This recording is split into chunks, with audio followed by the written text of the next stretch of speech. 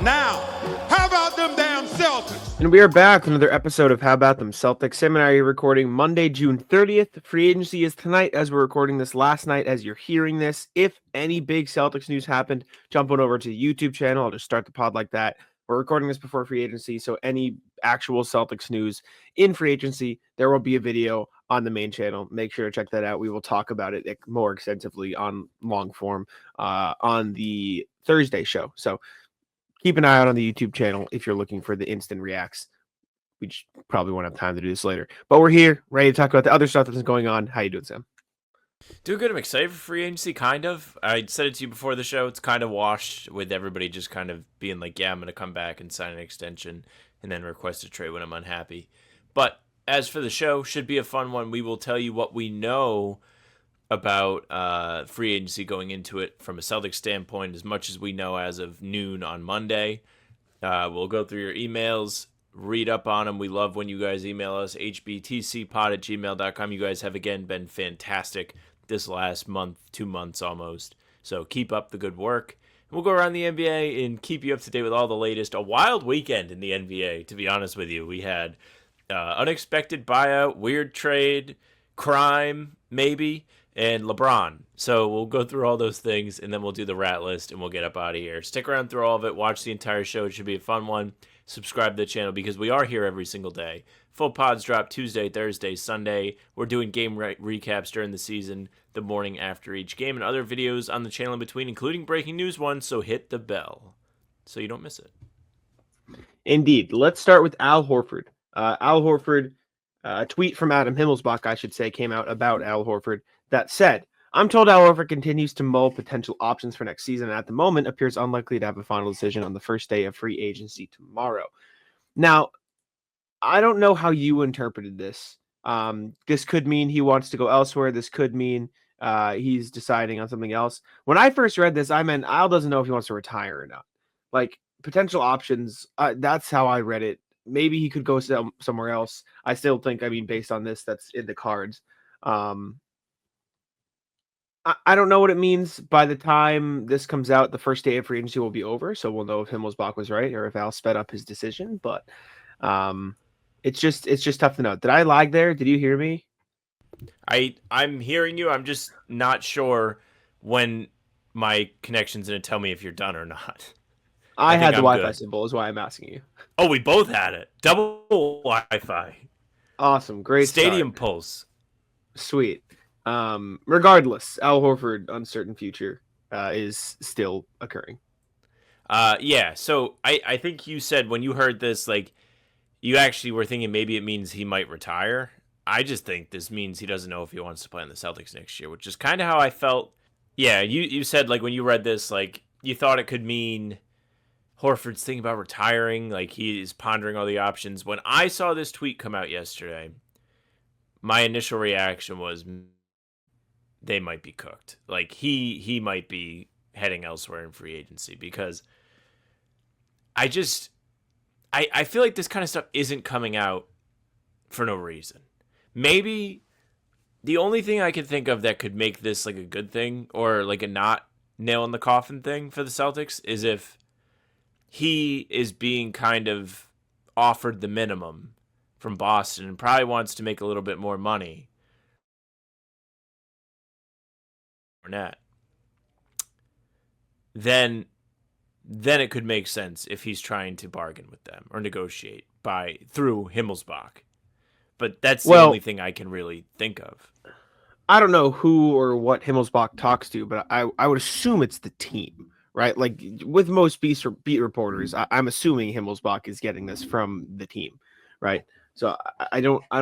If I had to guess, I don't think he could be hearing it from the agent. Out.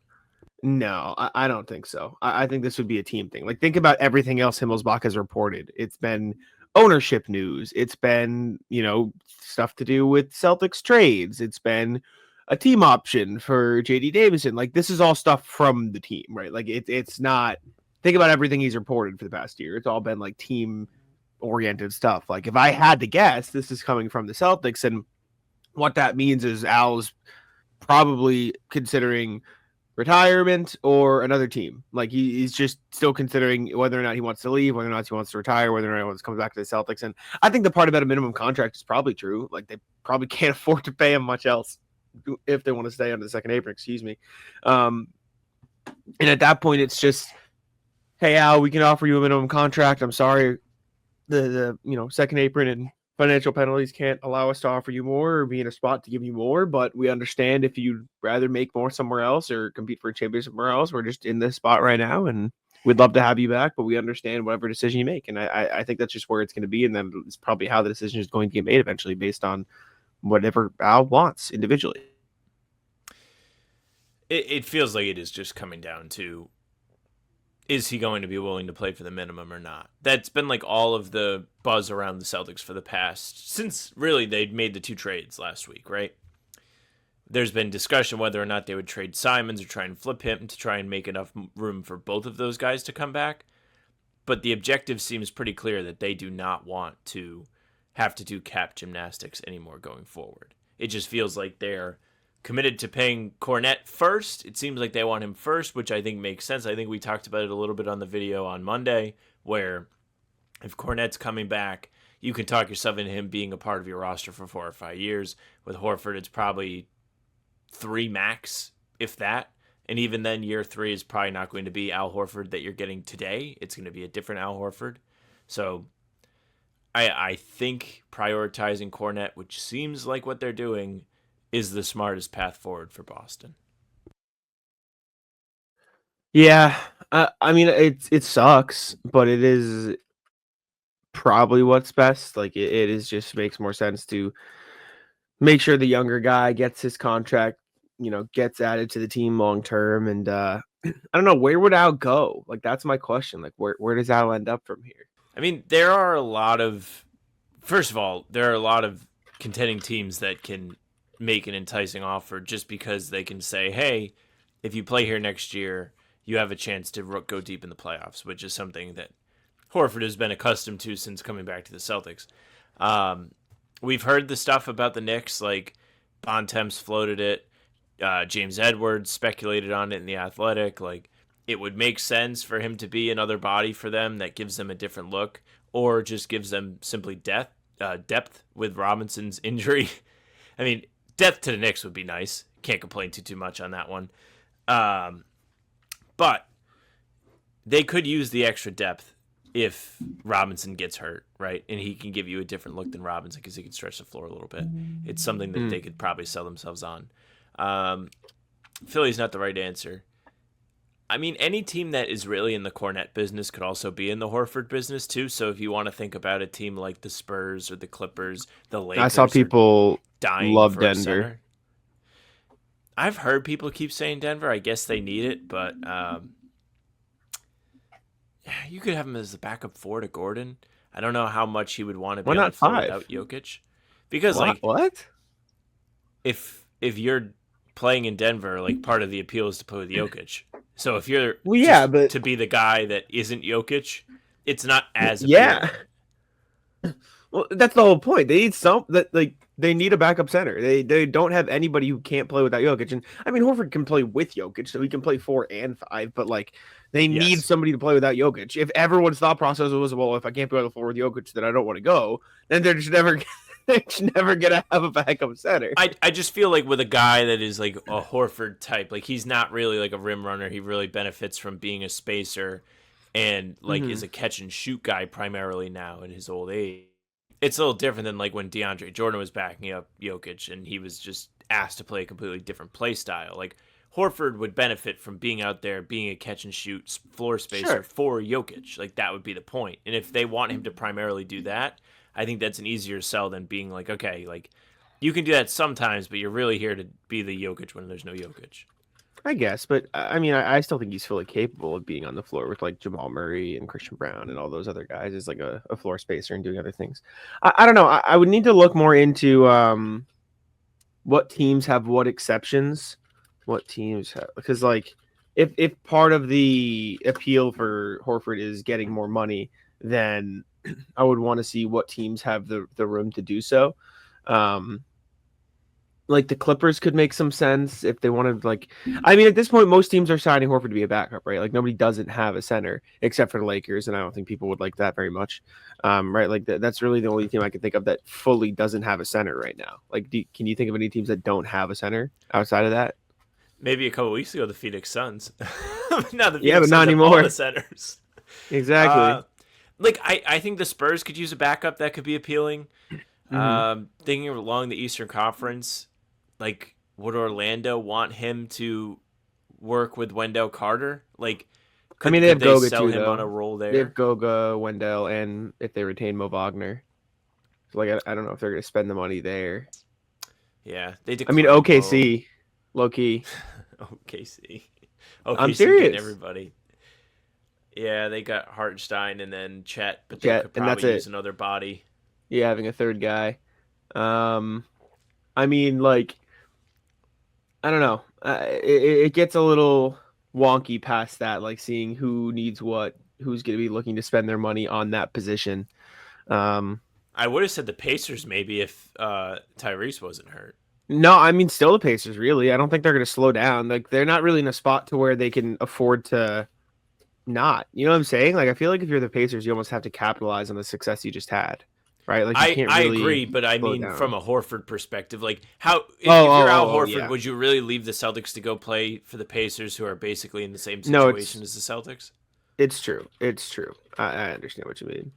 But like if he was healthy, Um, like he'd be like the perfect backup for Miles Turner. You saw how desperately in the playoffs they needed somebody they could rely on off the bench, and it's like Tony Bradley, what do you have for me? Thomas Bryant, mhm. carry me, please. And Yeah, I mean, Bryant had a cool game 6 against New York, but that was it. yeah. It's just tough. They did get Tony Bradley back though, so you're right. Maybe they don't really need one. They're Big good. They W for the Pacers. accepted the team option.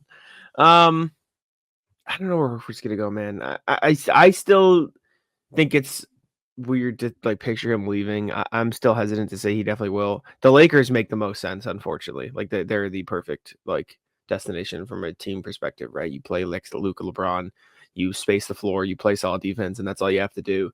Um, the Warriors could actually make some sense. They've never had a center. They've just perpetually never had a center on their roster. So I guess that actually I does like make the some sense Warriors a too. lot now that you mention it. Like for a Horford Yeah. fit, because hmm he's got a good feel for the game. He's always been a good passer. That was one of the big selling points on him when he came to the Celtics and came back to the Celtics. It was like, man, this guy just makes good reads out of the post. He could definitely fit in with Steph and be a floor spacer there too. Like that would be really awesome for them. So it'd be what? Steph, Pajemski, Jimmy, Draymond, Al. That's not bad. That's not bad. What I'll say is, if he does leave, I'd like him to go to a team I don't have to hate. So the Warriors would be a good one. Like The I Warriors is personally have no fun. beef with the Warriors. I know there's a group of Celtics fans Mhm. that do not like the Warriors, which is fine. I would hate it if he went to the Knicks. Clippers would be fine. Nuggets would probably be fine. Spurs would be Pistons. fine. Pistons, absolutely. Pistons might need all the help they can get. We'll get to that a little later. Yeah, I don't know. I don't know what the perfect thing is. I think Spurs and Warriors are probably my favorites. Um, the Mavericks kind of make sense too. Like if you think of them as a team that's trying to push for the playoffs, I don't really know what they're doing. Actually, no, they ended up keeping Gafford and Lively, so never mind. I was thinking more along the lines if they traded one, then you'd have Horford as like your third big man in the rotation, but they didn't do that. So I don't hate Denver either. I like Denver. I think him as a backup to Jokic and subbing in for Gordon when Gordon needs a rest too could be good. But regardless, before we continue, I need to tell you guys about PrizePicks. It's the best place to get real money sports action. Excuse me.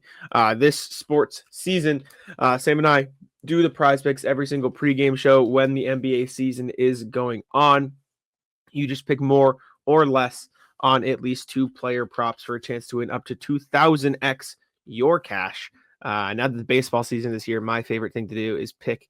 Lately it's just less on Red Sox runs because if Garrett Crochet is pitching, I like to pick the less on the Red Sox runs because there's nothing the Red Sox hate more than giving Garrett Crochet run support. So that's what I've been doing. PrizePicks also offers Venmo, Apple Pay, MasterCard for more and more, I should say, excuse me, for quick and easy deposits into your account this sports season. Weekly promotions are there as well, which means big payouts, such as Taco Tuesday, which means each Tuesday, PrizePicks discounts like player projections up to 25% to provide you even more value for your lineups. Make sure to go check it out. Download the app today and use code CLNS to get $50 instantly after you play your first $5 lineup. That's code CLNS to get $50 instantly after you play your first $5 lineup. PrizePicks, run your game. Okay, next Celtics thing. JD Davison. The Celtics have picked up the team option on JD Davison, according to Michael Scotto of Hoops Hype. Himmelsbach also chimed in saying it's still a non-guaranteed year, so they don't necessarily have to keep him, but I mean, I don't know how you feel. I don't know if you feel strongly at all. I actually like this a lot. Like, JD Davison, I think, has earned a chance to play real minutes for the Celtics. If there was ever a year that he could actually play some actual minutes for the Celtics, it's probably this year. I know you kind of have a stacked guard room now if they do end up keeping Anthony Simons, of Derek White, Pritchard, and Simons, so that doesn't leave a ton of minutes left. However, you could still use some extra ball handling, right? Those guys aren't going to be able to play constantly, two of them, right? You're probably going to rotate it around and give people chances. I think Davison has earned a chance to at least prove that he has improved his three-point shot, to prove that he can play defense in the NBA, to give you actual minutes. I don't know what that entails, but at the very least, having, you need guards on the roster. So I think at the very least, he's earned the chance to be in that position. Yeah, I think this is a really good year for him to have a contract year, if that makes sense. I mean, we have to see what happens. They have until October 18th to waive him, and then they don't have to pay anything towards the cap with his contract, as you mentioned, non-guaranteed. But you made a lot of good points about the roster just kind of allowing for him to maybe get minutes this year, / the season narrative / season goal maybe, including a caveat where he might get some minutes if they're not really competing, and they want to take a look and see what they have with a 23-year-old guard who hasn't really gotten a chance in the NBA just yet. I think the age part of this is really fascinating because you think about the draft. We just spent a month and a half grinding tape, looking at guys, reading draft boards, looking at mock drafts, trying to see who the best fits for the Celtics could possibly be. JD Davison is younger than some of the guys that got drafted on Thursday and Wednesday, right? JD Davison is younger now than Shireman was last year when the Celtics drafted him. There is still a lot of time in his prime peak athleticism, fitness, whatever you want to call it, window for him to give you the most that he's ever going to give. And I think the fact that he hasn't really had an NBA shot just yet shouldn't allow you to close the door on him, even though I have not been the biggest fan of Davison, and I still am skeptical of what he would fit into with this Celtics team if he does even get an opportunity, because he's one of those guys that is just probably destined to be nasty in Europe or something someday, where he's allowed to be the guy and he thrives in that sort of setting. But I question his fit as a role player, within the, all right, go out there for 10 minutes. What can you give us? Can you make a couple threes? That's just not really his game. His game is to be an everything guy. And that's great, but to be an everything guy, you have to be one of the best everything guys, or you're not going to be able to do it in the NBA. So, I mean, I think the Simons piece of this is just a really important domino, and it's probably one of the things that people love about the pickup of this team option, where they can keep the flexibility of, okay, well, if Simons goes and there's no guard replacement, then you can kind of give the keys to JD off the bench and see what you have in him and then go from there. Because you could get lucky. He could take a major jump. He should be feeling pretty good about himself after winning G League MVP last year. And I'm sure he's put in the work. He has become a better three-point shooter over the last 3 seasons since he came into the draft and was drafted by the Celtics. He really couldn't shoot much at all. Yeah, listen, I agree that age gives a person more time, but simultaneously, we can only use they're younger than people in the draft for so long because they're the same player, right? They can improve certain things, but JD Davison is still JD Davison. Cam Jones is still Cam Jones, right? Max Shoga is still Max Shoga. Using 2 guys who are 2 years older or whatever than JD Davison right now, right?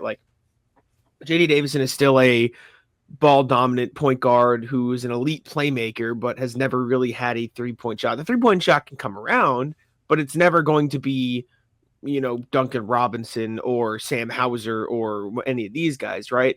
Or Cam Jones and Max Schulger, I don't know. But like, you can only use, oh, he's still young as an excuse too far before you run down at least in my opinion, you run down the rabbit hole of we're just wasting a roster spot. I'm not saying that JD Davison. I like JD Davison. I just, it's such a tough line to ride. It's such a tough, like, cutoff, like to find the cutoff point is such a difficult thing. Like, think about Romeo Langford. Like, all those years in Boston, it was just, oh, he's still young. He's still young. No, he just kind of wasn't very good, right? Like, it's just a hard balance to find of, is he young and still needs to figure it out? Or is he not good at basketball? Or is he not good enough to play in the NBA? And you have to find that out with JD Davison. And that's why I agree. I think they should give him these minutes next season. I think they should do it. But there comes a point where you just have to, like, I don't know. You have to find the cutoff. And I don't think they're there with JD Davison. I think they're there with a couple of other guys on the roster. I don't think JD's one of them because I think he's played well enough in the G League to prove himself that he deserves a chance. But I'm fascinated by how teams operate in riding that line and deciphering when that cutoff point should be. I feel like the cutoff point should be like, okay, so let's talk about like some of the other individuals that may be towards the end of the bench, right? Somebody like Jordan Walsh hasn't had a ton of NBA opportunity, but he's had more than JD. JD's been a member of the Celtics for 3 years. He's only played 36 games. Like, he's only appeared 36 times. Played is a stretch. Played is like, yes. I would say if you played, you probably played 10 plus minutes. I don't know how many times he's even done that in games, especially games that aren't in April, right? Mm-hmm. So I think it'll be good for them to get a look. Like, one final, like, let's see what we've got here. Maybe he can be a bench playmaker. Maybe he can give you some sort of scoring punch off the bench. Who knows? Because he has been exceptional in Maine, and Maine has been an excellent team when he's been the one in control. They obviously made the finals in 2024. They were still pretty good last season. They just didn't go all the way again. I'm curious to see how it goes. I have been a noted JD skeptic. I've never really given him any sort of props on this show. But if there's ever a year, it's going to be this one for him to impress people. So we're going to have to wait and see. And this all might be for naught because, again, they can just not guarantee it and be like, all right, see you later, JD, if it's before October 18th. Yeah, we don't know. It's impossible to tell. That's why I sort of was talking about like the riding the line. Like, what if he gets to training camp and is just bad? Like, what if he can't shoot the ball? What if he isn't playing up to standards next to Simons, White, and Pritchard? And then what do? Do you decline the option? Do you say like, hey, we're not bringing you back? Actually, like, I don't know. It's hard. We'll have to see what happens, but I'm rooting for JD Davison. It's just I don't know what's going to happen past then. All right, let's check out y'all's emails. Reminder, as always, you guys can email us at hptcpod@gmail.com. That's hptcpod@gmail.com. If you ever want to get in touch with us, make sure to check it out there. I believe we have a few this time to go around, so we'll check it out. First question we have is from Jack. So shout out Jack.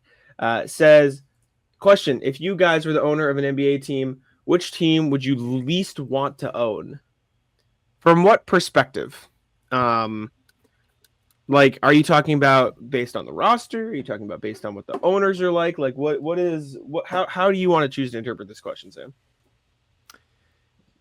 If you were the owner of an NBA team, I would not want to own like the Hornets or the Pelicans. Like, just one of those teams that they don't seem very profitable. Or maybe those teams are profitable because they just don't pay any players. Well, that's the issue, because if we're the owner, roster, like with a team like the Hornets, the owner is the biggest problem. And so if we're the new owner, then we can change. So like that's why I'm like, you know what I'm saying? Because most of the issues with most organizations stem from ownership. And if you're the new owner, you can sort of change a lot of the problems that are currently occurring. I also feel like the Brooklyn Nets would be a terrible team to own because you'll never win that market. I mean, if you would like me to, like, if I'm the owner, right, theoretically I can change everything that's happening within the organization. If I had to select a team, it would be the place I'd least want to live. Like that would be the way I would think about it. So I wouldn't want to live in Oklahoma City. I wouldn't want to live in the Midwest. I wouldn't want to live I would want to live in the Northeast or the West Coast, and everywhere else in between is kind of like. What about Utah? Would you go? No. I don't want to own Utah. You can own the Jazz for free. Would you go? I don't want to own Utah. Well, I mean, if you're giving me an NBA team for free, Can you imagine? I don't want to live in Utah. I don't want to live in Florida. I don't want to live in the Midwest. I don't want to live in Texas. So, give me Toronto, Boston, New York. One of those. I don't like New York actually that much either, but the Northeast. Give me the Northeast. That's my answer. I don't know what I'd least. The least is a place I don't want to live. I just think the Pelicans would be a really tough own. I think the Hornets would be a tough own. The small markets, yeah. Sacramento would be a tough own. Sacramento would suck. Yes, the Kings are a good one. I wouldn't want to own Sacramento. But, like, there's also, with those shit teams, as you kind of pointed out, like, there is the hero part of it, where if you're the owner that team's all of a sudden great, you're a god to those fans. I mean, it's like in 2K. I always pick a team that's never won a championship. Yeah. So I want to bring a championship. Anyways, thanks, Jack. Good question. Next, we have Joe Abbey. Hey, folks, another draft where we all get hyped up to pick prospects we never heard of 2 weeks prior, to which Brad ignores and seemingly drafts a random dude where you think about it for half an hour and go, yeah, that makes sense. I think Hugo and Williams will make a great start to refill our positional back line with talent, and I think you jettison / don't resign Tillman, JD, etc., but don't ask me to replace with who because I'm a bum and don't work for the Celtics. Trade idea that I've been thinking up. Upgrades talent, cuts salary, brings in a fantastic player. Oh my God. Boston receives Trey Murphy. Pelicans get Simons, Hauser, Walsh, and 3 unprotected first-round picks in 2 seconds. What it accomplishes. Boston brings in a 3rd star. New Orleans gets some access. Here's your problem. Obviously, you need to get more. You need more to get Murphy. A bunch of boneheaded rat. Joe Dumars is. You still probably need more. Okay. The slander, Boston social media, Brad Stevens drafting. I'm not sure what these morons thinks happens after pick 28, the earliest Brad's picked as a GM, but the Brad can't draft crowd is nuts. Of course, bad second-round selections and spots are going to be, wait for it, bad. The nut hugging for Danny's drafting are conveniently forgetting that most of his power picks were the late teens to early 20s, a place Brad has never been. Oh, and also Brad got us a freaking ring. Yeah, our picks are going to be bad, but put some respect on Brad's names, bozos. Thanks, folks. This trade is insane. I don't think I would do this trade. I think it's too many picks, a lot of picks, even though I like Murphy. That's just a lot to give up. If you're the Celtics, you cannot give up next year's pick.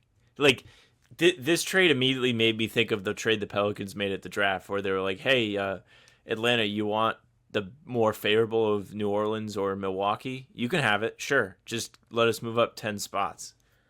That would be a deal that would be shredded in the media probably for the entire season. Because if things went sour, you would just hear about how terrible this was, how not worth it was. I will say I like Trey Murphy as well. Like, before I saw the picks, I was like, maybe. Like, now that the money works, like, I would be interested in that.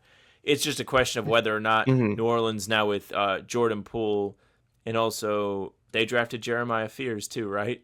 So that would be like another same archetype guard that's really explosive dynamo scorer, but lacks defensively.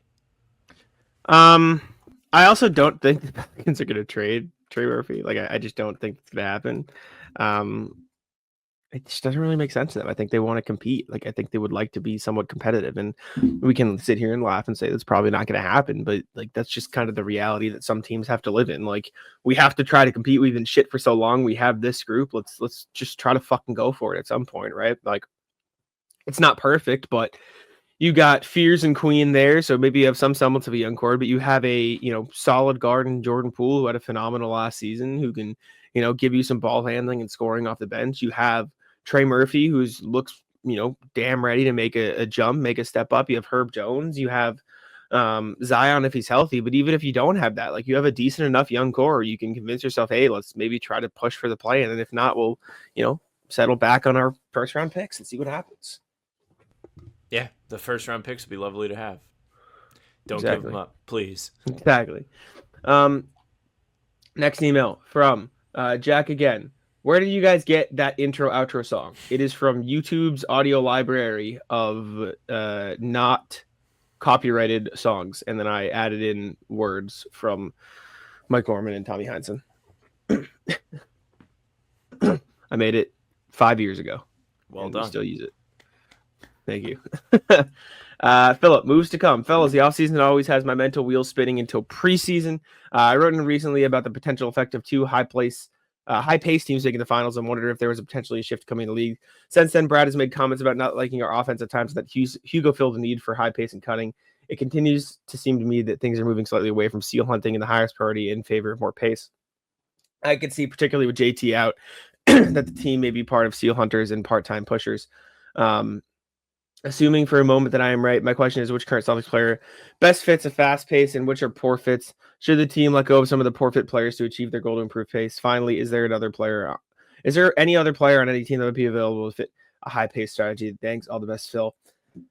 I agree that playing fast can work, but I think the overrated part is like, yes, two faster paced teams made the finals last year, but we've had the same conversation after every year over the last 6 years. Like, it's always been, can they change to add a Jokic and play slower out of the post? Can teams change to hunt seals because the Celtics just won? Then it's, can teams change to hunt?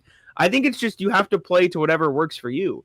And what works for the Celtics is that seal hunting. Can they, stand to play a little faster? Yeah. I think Jalen can help push that pace. I think Derek can get the ball before a little quicker. I think Peyton loves to push the pace, so I think Pritchard can certainly help with it.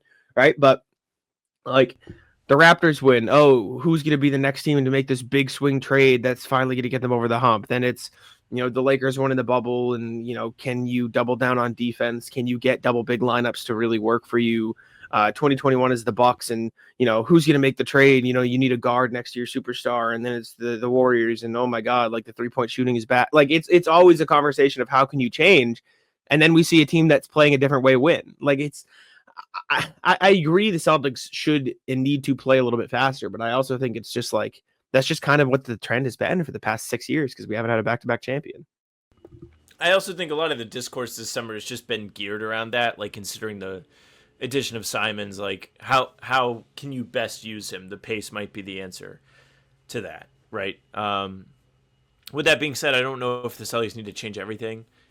Like Jack said, I do agree, like there are times that they would benefit from just not worrying about slowing everything down and standing there and trying to get the best mismatch and just playing. But at the same time, it's what's worked for them, and it's what Missoula likes to do, and it's a good way to exploit players who they don't necessarily think should be on the floor for the opposing team and take advantage of those guys and play them off the floor. But listen, if you're going to have like a mediocre Celtics team next year, I'd love to watch some pace. It would be really fun. Agree. Last email. Philip again. Fellas, the guy from the UK that played for UK's on the Celtics now. Welcome, Amari Williams.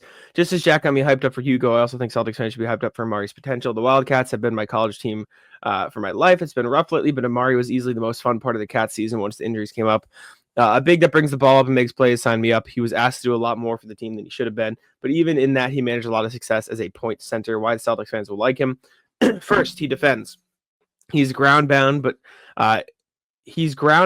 is so long that it's not a problem. He needs more patience when guards switch onto him, but he's aggressive in his rim protection. If he doesn't have to play the perimeter, he could be a great guy to funnel the offensive drives to. Second, he can handle and pass the ball. I know everyone is aware of his passing now, but the ball handling shows real potential to raise the floor of him as an offensive hub. Imagine a ground-bound Robert Williams having some handles. Third, like Cornette, Amari is a thinker and talker. He's going to make a lot of smart plays and talk with his teammates on defense. He will need reps, but there's every reason to believe that he can improve. Lastly, he is rarely ever going to be asked to be the primary ball handler or primary creator, which he was at times at UK, and is the source of a lot of his turnovers and especially poor shooting stats. I fully believe that his college turnovers were circumstantial and will not translate to the NBA. I also think his offense will take up a lot as he would primarily finish the rim for the Celtics. Amari is absolutely a project, but he's a project that is promising with his intelligence, length, and current feel for the game. I think we should be hopeful. Let's go Summer League, Phil. Also, I'm going to do a TikTok on Amari Williams too, and I know one of your bigger concerns was like the field goal percentage. That's because like at least 60% of possessions, Kentucky's offense was throw Amari Williams at the top of the key. If we can't find offense, just make him attack. And so he was just left like chucking up like the last 5 seconds of the shot clock, hook shots from like above the free throw line. It was nasty, and it was not his fault. They didn't have a point guard. It was like Kobe Bryant and three other guys running around setting screens for each other, and Amari Williams just like, please God, somebody else do something. I like it was disgusting. So I don't think it was his fault. And also some of the fouls were. They have some of the worst perimeter defenders I've ever seen. Kobe Bryant is a sieve, and they just completely like It was like they're like, oh, Amari's back there, he'll figure it out, and they just like let him walk by him. It was disgusting. It was so All bad. right. And I'm not saying this is going to be like Amari Williams is going to be like a godsend, but I do think a lot of the concerns were partially not his fault. This is why you have to watch the tape. Me looking at the shot chart just doesn't do enough. Well, that's good to know, because a guy that primarily should be finishing in the paint, not having a good field goal percentage at the rim, wasn't the most encouraging thing to see on draft day. But I can see why, if they're like, hey, Amari, go ahead and make something happen. It might not be the prettiest if he's having to just force something up on a drive. Makes sense. Mm-hmm. Yeah. There was a lot of that. Okay. Before we continue, I need to tell you guys about CLNS Media. CLNS Media is the best place for all your Celtics content. This, everything season, I should say. Check it out. If you're listening to this podcast, you're listening on the How About Them Celtics YouTube channel, make sure to leave a like, subscribe. We'd appreciate it very much. We got new videos every single day at 5 a.m., including full-length pods Tuesday, Thursday, and Sunday. Jump on over to the CLNS Media channel as well for all your live streams during the Celtics season. You'll get the press conferences and everything there, so you can check that out. Plus, you'll get the Garden Report live, which you can also find on Celtics All Access, alongside some of the best pods in the business. You got the A-List, you've got First to the Floor, you got Boston with Noah Dalzell, the Dome Theory, the Garden Report itself. Make sure to leave a like there and subscribe as well. Okay, NBA section, DeAndre Ayton, buyout. The Blazers and Ayton have agreed to a buyout. He was set to make around $32 to $35-ish million next season. I don't have the exact number. I need to scroll down and see it. $35.6 million, but they had a buyout. The Blazers have a ton of bigs on the roster now. Donovan Kling and Robert Williams. They just drafted Yang, who they seem to like a lot, with the 16th pick. And now they're going to move on from DeAndre Ayton, who is going to be a free agent. And you sit there laughing. DeAndre Ayton's a really fucking good player, and he's going to make a team very happy with what he brings on a smaller contract. DeAndre Ayton is just really funny because he is now going to be on his third contract. And I tweeted it yesterday when the news broke of the buyout. Jake had tweeted something along the lines of, Ayton is like one of the best finessers in the NBA. He's getting paid not to play basketball now, and he's going to get a new contract next season. And Adam Himmelsbach had a tweet from 2018 when Ayton was drafted first overall that he defines success in the NBA as getting to the second contract, which in hindsight is actually really funny because DeAndre Ayton seems like the type of basketball player who actually does not like playing basketball, which is not, it's probably not all that uncommon in the NBA. Like if you're 7 feet tall. He got his second contract. He did. He succeeded. He succeeded by his standards. But like, seriously, if you were 7 feet tall, or let's put it like this, consistently the tallest person in your life for your entire life, yeah, you would be kind of pigeonholed into trying to be a basketball player. And there hasn't been like much wiggle room for him to want to do anything else. It's just been what he's always supposed to do. So if he doesn't love basketball, I don't think you can really blame him. But he has been the poster boy of maybe not liking basketball while being in the NBA. There was the best injury report ever where he could not play a game for the Blazers because there were icy roads in his neighborhood and he couldn't get himself to the game. Damn shame. He's probably going to be a Laker. That's what everyone's saying. I believe they it. Desperately need a big man. It just feels like it makes a lot of sense. I'm not disputing that he's going to make people happy on whatever contract he's going to get. I'm seeing a lot of the non-taxpayer MLE being floated out for him right now, which would make sense, around $14 million. Like, contracts really are the barometer for success in the NBA. As ironic as it is that I started this by saying Ayton's definition of NBA success is his second contract, the amount of money you are getting paid for your production determines how people view you as a player. That's why people in our comments from the Luke Cornett video on Monday were not happy. They're like, you guys need to give up on him. Like, if he's making more than this much money, like, he's not worth it. And there's a truth to that. Like, I think if you start paying Luke too much money to keep him around, the expectations are going to rise. And he's going to have to start doing things he's not comfortable doing, and he might not be as effective, and so on. Maybe DeAndre Ayton is not a $32 million player, but that doesn't mean he can't be a mid-level exception player and help a team win. No, I mean, DeAndre Ayton has been a walking double-double since he stepped foot on an NBA court. Like, that has value. It just does. Like, it objectively has value. If you can grab 10 rebounds a game, freedom, really fucking good.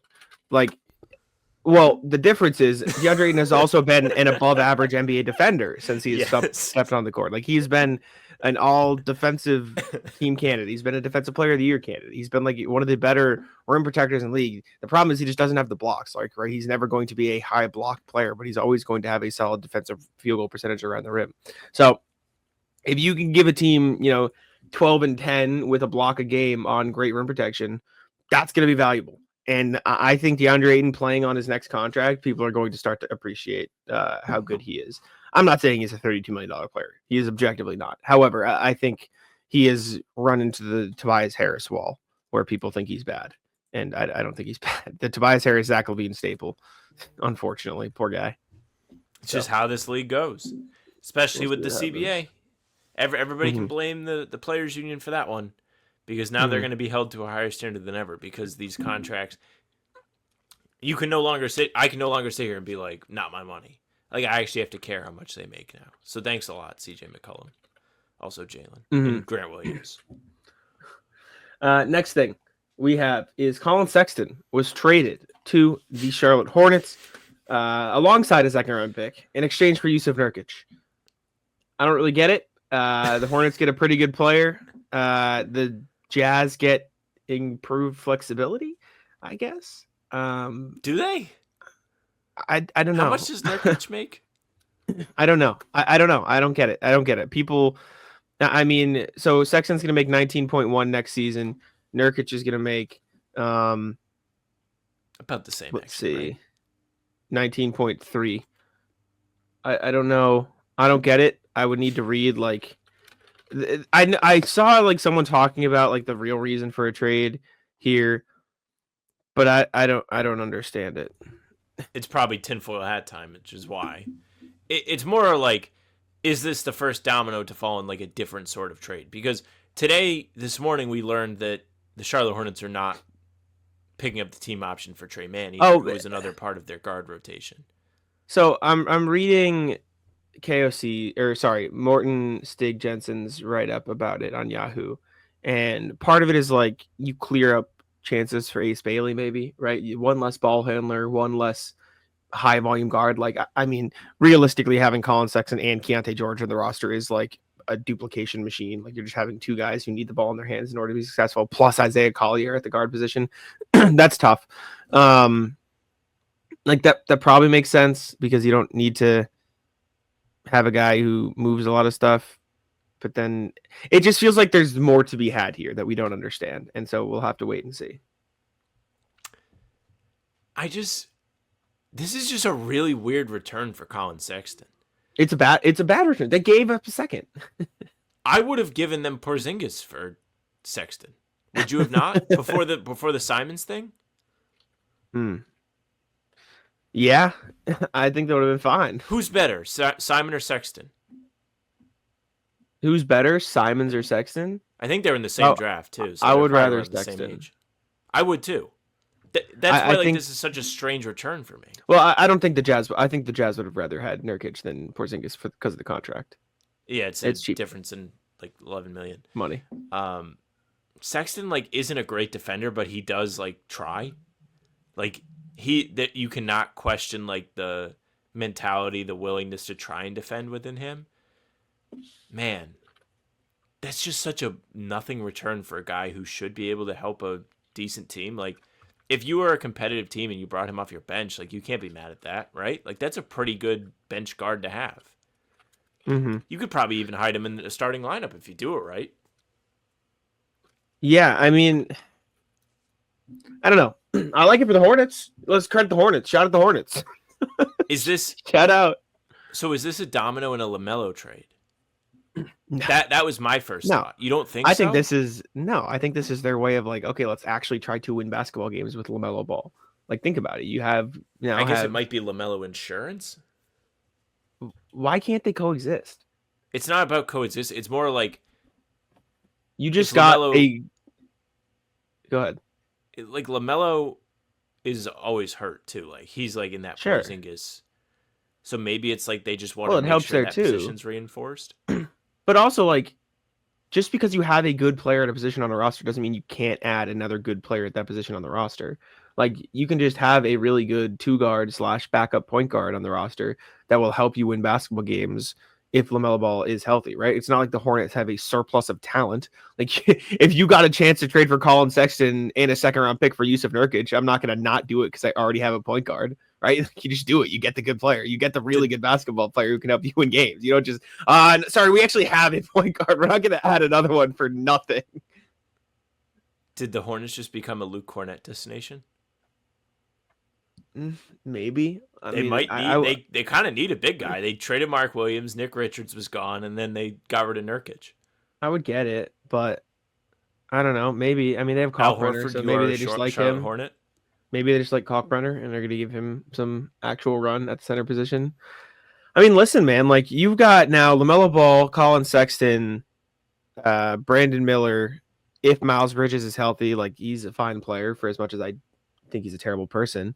Like you've got a fine team, right? In this Eastern Conference. Shit, man, the Hornets can make the play-in. Why not? Fuck it. Like you have no that's probably what this is. You see Jason Tatum, Tyrese Halliburton go down, Darius Garland out for the first half of the year. You're probably never going to have a better chance to make the play-in if you're the Hornets. Like you have to. You almost have to, right? You've got to try.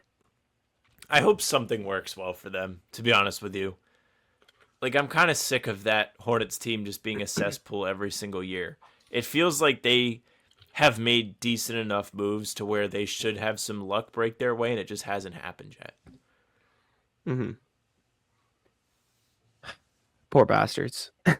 These poor guys. They're so cooked. Jack on the Charlotte Hornets. Poor bastards. Put it on the graphic. Yeah, they'll figure it out. Next thing, Malik Beasley. He's addicted to gambling, perhaps. He is under the microscope of a federal investigation.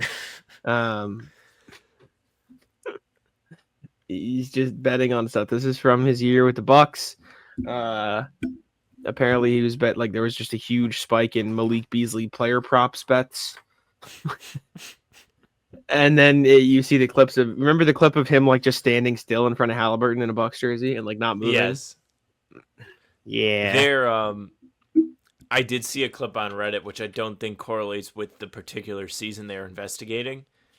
Malik Beasley, this was like the year after COVID when there were no fans in the stands.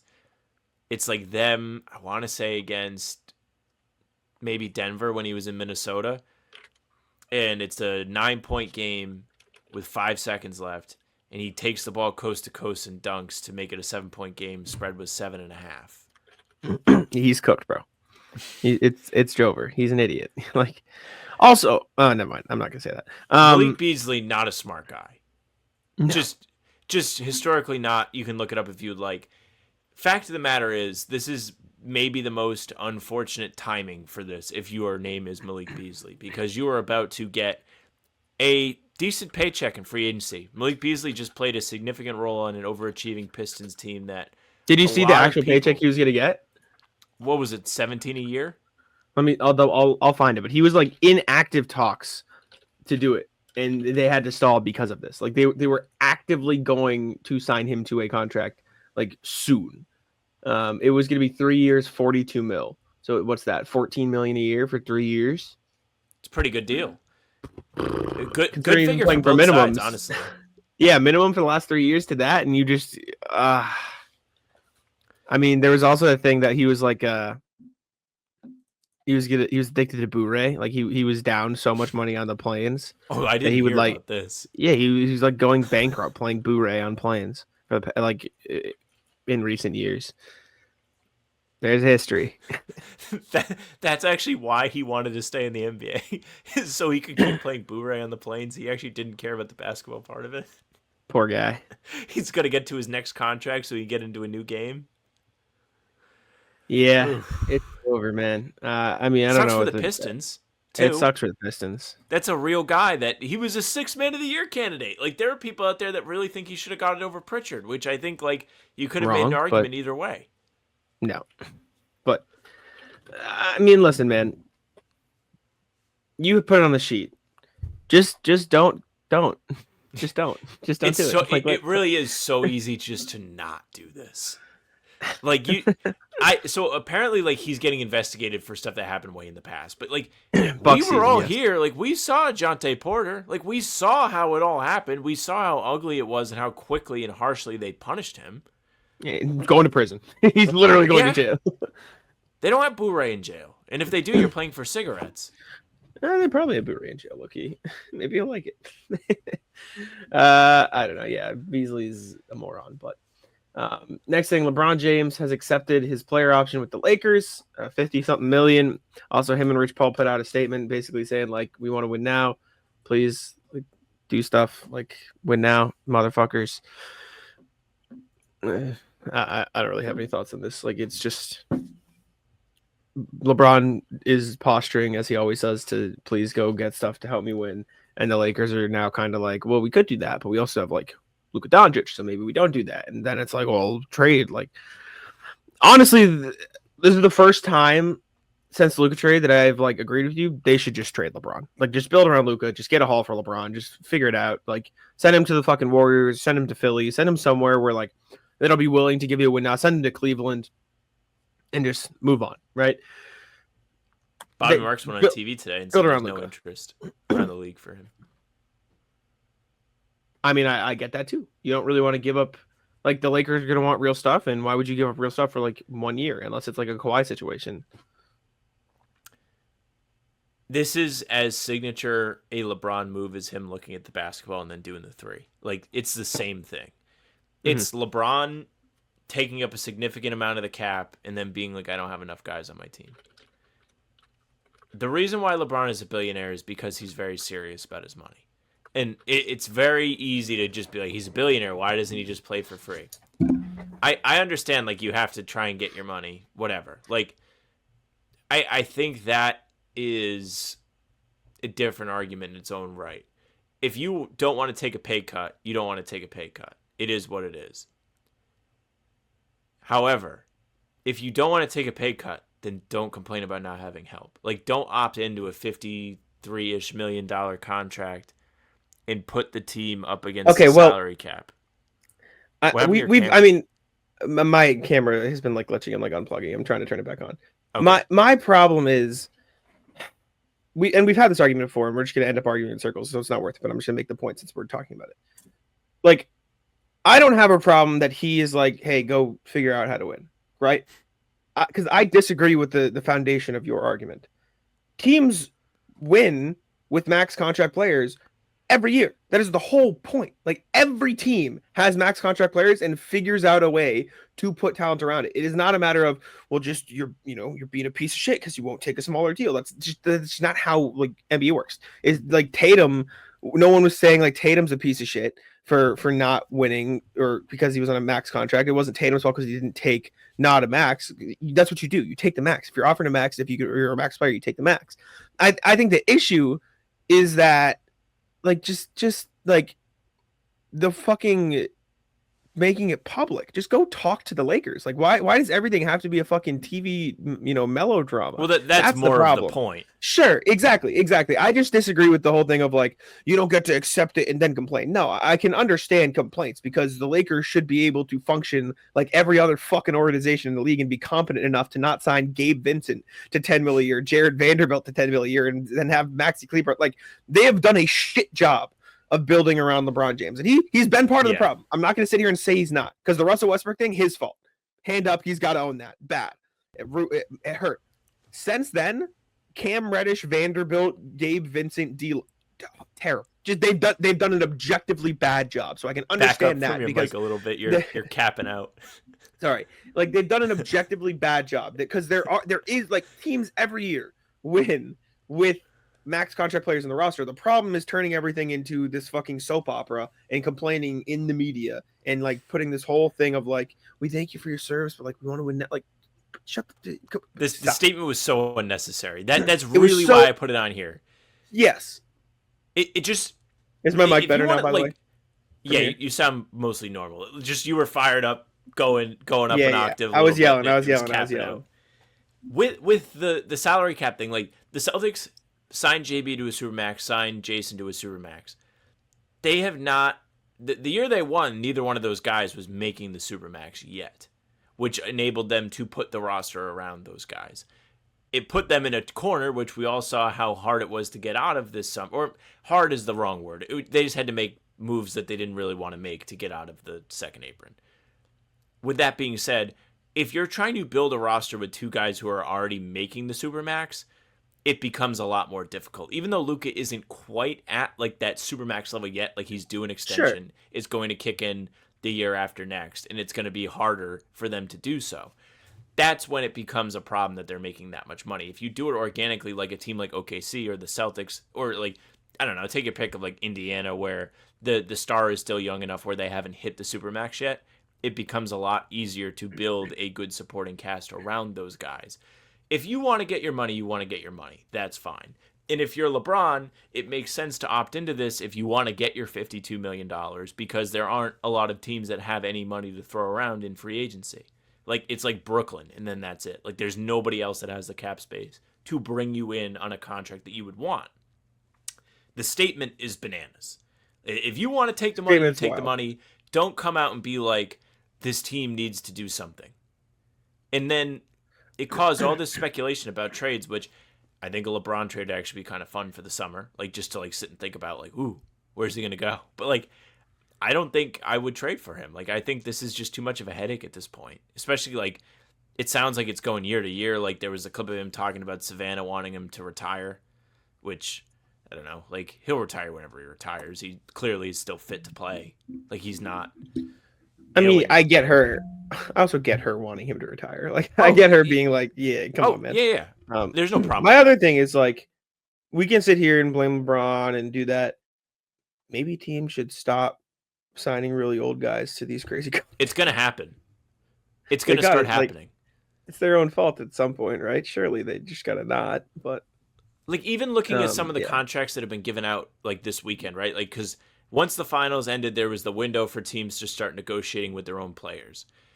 Like, traditionally, do we think Julius Randle would have gotten more than $30 million annually? It feels like it. Like, in years past, it feels like that would have been the case. I actually think he got it. Like, Wolves got him for a really okay contract. Like, I think that's a really fine contract with the current cap. Like, what is that? Exactly. Percentage of the cap? Why is it 20% of the cap? Something like that. Like, $30 million is kind of like the really high end role player number nowadays, right? Like Trey Murphy, Derek White, DeJounte Murray. Like, I feel like Julius Randle belongs in that category. Like, he's not incredible. We know he has his issues, but for a role player, he's pretty good.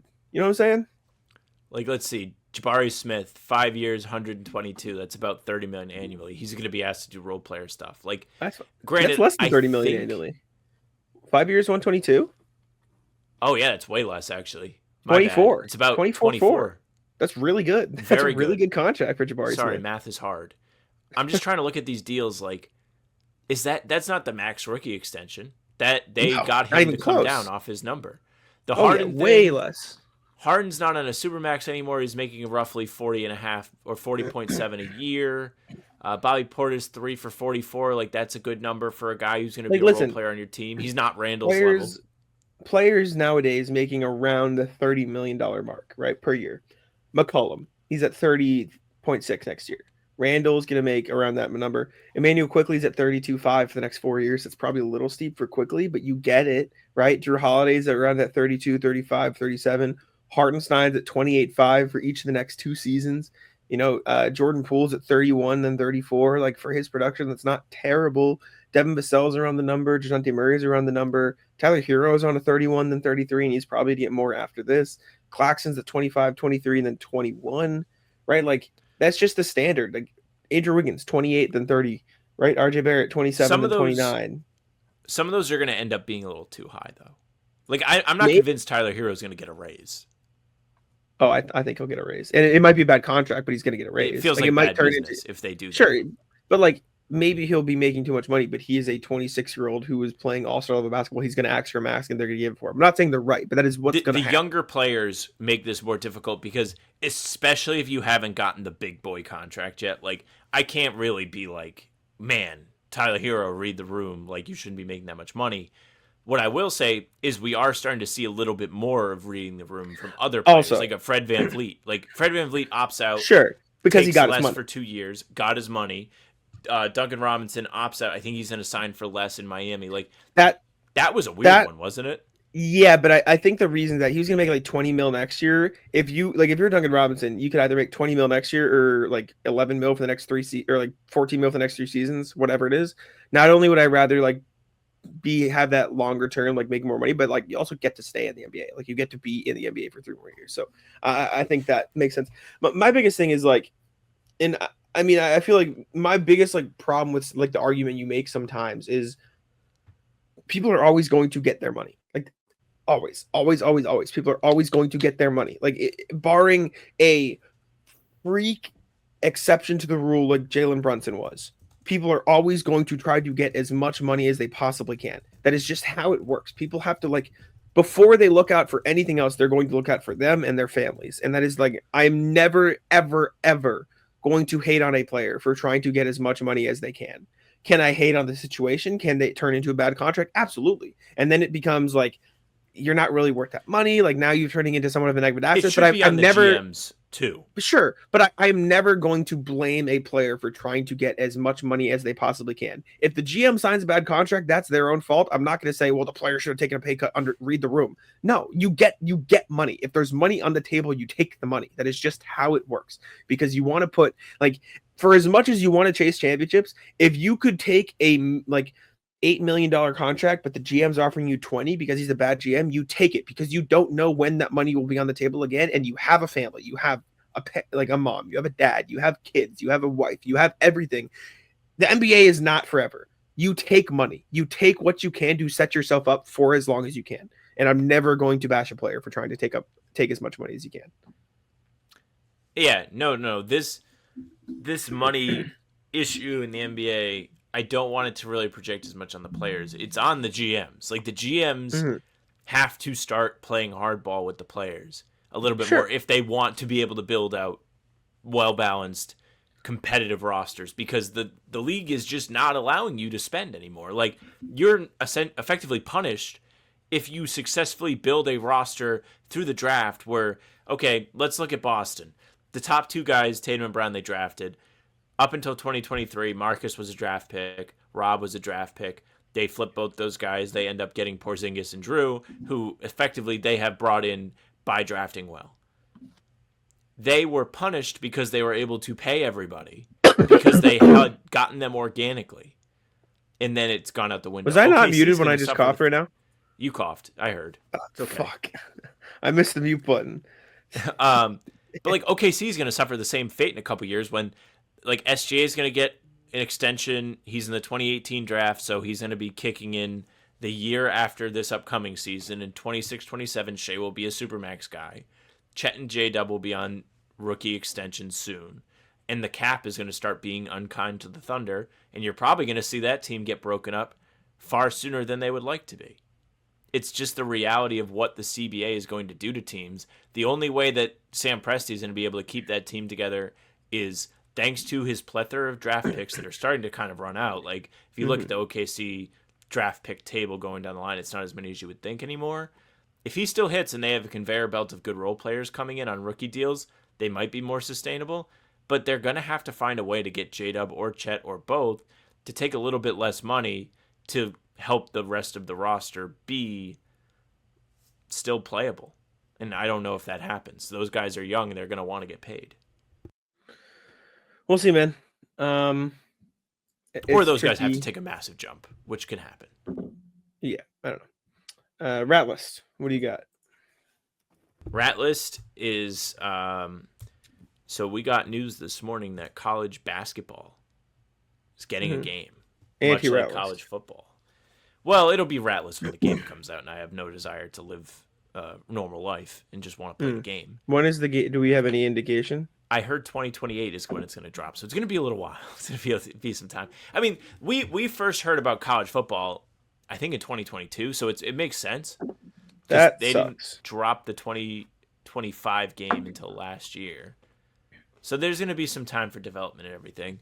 But I think it'll be a lot of fun because I've loved playing college football. It's my favorite game. It's a ton of fun to do with your friends. It's so easy to do an online league. The recruiting's fun. And like you don't have to have a knowledge of like the actual talent pool of players to just make a good team based I'll on play college recruiting and stuff. basketball. I'll be College back. basketball will be fun. I will say Henry was telling me to get you to join our league. Football? Hell no. No shot. Because Henry played a game yesterday in our league, and then somebody like wrote up a headline to like talk about like a fake player interview after the game and put it in the chat. And Henry was like, "We should do like fake headlines after every game next year or whatever. Like it'll be fun." And I was like, "Well, it would be fun if we got Jack and we made like some kind of content out of this for the channel." But I was like, "Jack will never play this. Like he does not want to deal with us. You guys are too good. Me. I'm not playing. I can't. I'm not good enough to have a chance, and that's not fun for me. So I'm not going to play. The good thing about college basketball, though, like this is where my mind immediately went to. If this college basketball game ends up being good, EA should also make an NBA game. It'll be competitive. And then immediately make a competitor, right? Because 2K has lived too long for not improving the product because they haven't had a competitor, right? That's literally Monopoly. So that's where my mind first went to. Ratless, this microphone, man, it's kind of bad. I just ordered. I think I'm gonna order a new one because like this is just like the game is bad. It sounds kind of weird. Like it sounds like I'm always peeking the mic a little bit. And I don't really like that. So I ordered another one. I ordered a Shure one because I just don't think this is good. I like the stand. I like having this, but I think I'm just gonna put the Shure one in this stand because this one was pretty cheap because it was on sale. I'm like, you know what? Worst case, I'll just have to buy another one. Best case, I get a microphone for cheap, and unfortunately, it didn't pan out. But I got the stand now, and the stand alone was like a fine investment because I do think that's nice. Yeah, man, it just doesn't sound very good, unfortunately. It doesn't sound horrible. I think it sounds just a little better than the handheld at most times. Well, there's also no mute button on the mic, so like which I have would to annoy go. Me. Pissing me off a little bit. And there's also no gain control on the microphone. Like it does, like my Shure mics automatically like know if I'm too loud, and so it'll raise and et cetera, et cetera. This does not do that. And so it just like it'll peak it if I talk too loud, and it just sounds whack. So I'm getting a new one because this is not a fan.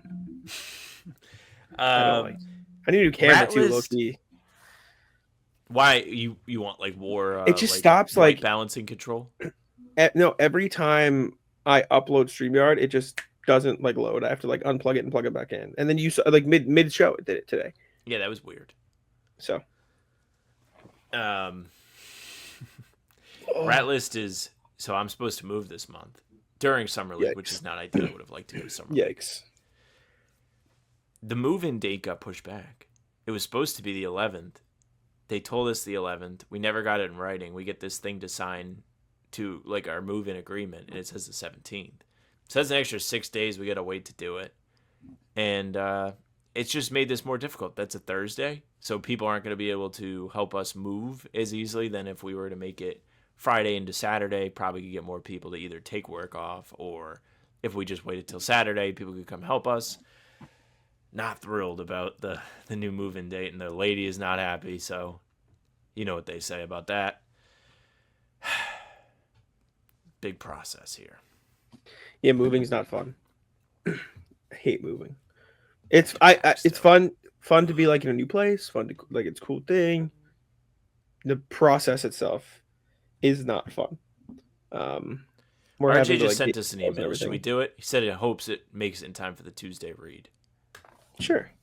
We can do it. RJ, wait till the end of the show. I'm sure you listen anyways, but we can do this. We can do this quick, then we can wrap. Okay. Let me see if I still have the emails up. I need to switch over. I'm at my email now. You want me to read it quick? No, I got it. Okay. I can share screen. RJ just emailed us and said, come on, StreamYard. Okay. RJ says, Luke stays or the worst that... Nope. Or the worst thing that happens is that I'm wrong. Morning, folks. I hope this makes in time for the Tuesday email read. You literally just made it. With the news burp on Sunday that the Spurs are willing to use their entire MLE to sign Luke Kornet, I was first bummed out as the Celtics can't hand him that much loot, but I do think Luke stays with Boston based on a couple of factors. Celtics like centers who can protect the rim without needing to jump. Recently, that's been guys like KP, Luke, Kada, but Brad and company also tried to make a starter out of Taco Fall. Celtics also like having Al Horford around because of Al's skill set, but they seem to collect 7-footers in bulk. The roster in bulk, I should say, the roster the last 2 years has been 3 tall guys to 2 Al-sized guys, Allen Tillman. Draft night, everyone is guessing Brad to go for Kalkbrenner or Randall or Wolf at 28. Take the best available 7-footer. Brad takes a broad-chested 19-year-old wing Hugo Gonzalez instead.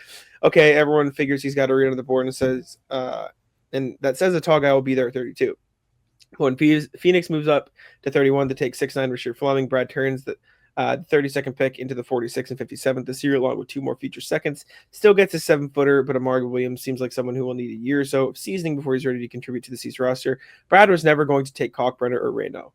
The final piece connecting Luke to the Celtics is that only Boston can offer him a no-trade clause based on his years of service with the Celtics.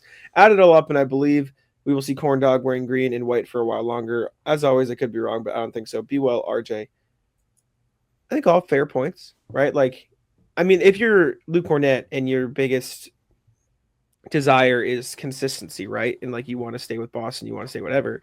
And the Celtics can offer you, let's say instead of 14, they can give you like $5 to $8 million a year, but a no trade clause, which maybe the Celtics don't want to do. But for a player on that value, like eventually maybe you could work it out, or it's never going to be that hindering of a contract.